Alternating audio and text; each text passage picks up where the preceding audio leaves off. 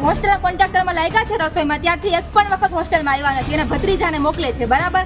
અને અમે વારંવાર ક્વેશ્ચન કરેલા છે કે અમને રસોઈ સારી આપો. અમારી પાસે પ્રૂફ છે કે એમાં ઈયળ, જીવડા અને મચ્છર નીકળે છે, બરાબર. સાવરણીની સળી નીકળે છે જેવી પકાવેલી. અત્યારે 230 છોકરીઓ પાછળ ઊભી છે, એમાંથી એક પણ છોકરી અત્યારે જમ્યું નથી. અત્યારે એમાંથી 50% છોકરીઓની એક્ઝામ ચાલુ છે.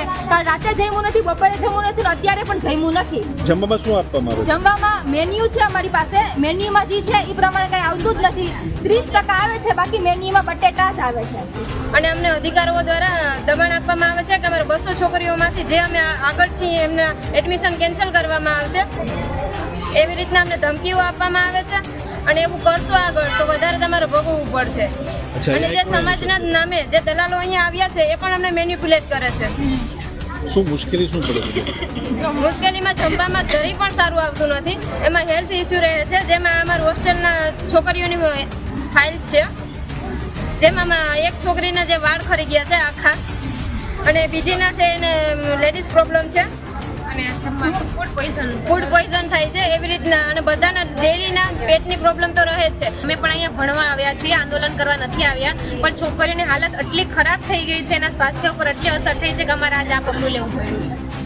શું મુશ્કેલી શું છે તમારે? મુશ્કેલી એ છે કે જમવાનું એકદમ ખરાબ ક્વોલિટીનું આવે છે. આ જ હોસ્ટેલમાં હું 7 વર્ષથી છું. આની પહેલાં કોઈ દિવસ આવો પ્રશ્ન નહોતો કે આટલું ખરાબ જમવાનું આવે. આ સડનલી 7-8 મહિનાથી તો છોકરીઓની હાલતને, સ્વાસ્થ્યને એટલી અસર થઈ છે એ જમવાના કારણે. સાવ એઠવાડા જેવું જમવાનું, એકદમ બકવાસ ક્વોલિટી.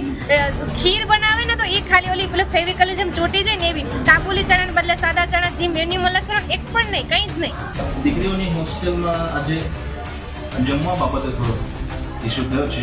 જમવાની ક્વોલિટી દીકરીઓને થોડી નબળી લાગી અને એમાં જીવાતનો ઇસ્યુ હતો, એટલા માટે દીકરીઓએ એ રજૂઆત કરી છે જમવાની ક્વોલિટી સુધારવા માટે. એ સિવાય પણ જે અન્ય સુવિધાઓ નથી મળતી તેની પણ રજૂઆતો કરવામાં આવી છે. અધિકારીઓના ટિફિન અહીંથી જાય છે તેવું પણ આક્ષેપ કરવામાં આવ્યો છે.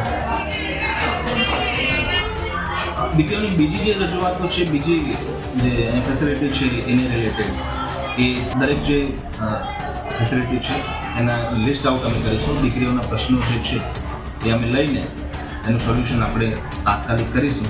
અમારી તમામ માહિતીથી અપડેટ રહેવા માટે જોડાયેલા રહો S9 ન્યૂઝ સાથે.